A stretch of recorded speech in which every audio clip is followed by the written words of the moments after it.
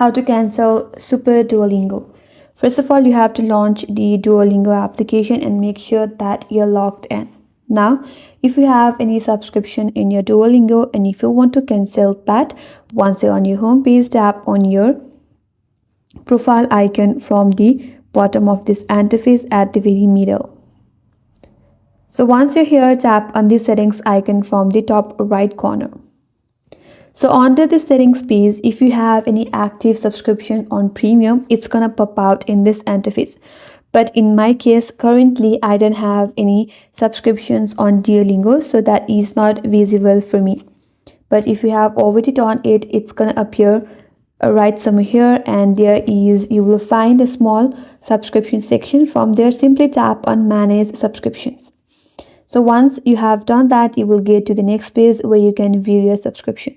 And there you will find a button to cancel it. Simply tap on cancel subscription. After that, you have to follow some on-screen instructions that might ask you to provide a valid reason to cancel your subscription. Provide your reason and then continue.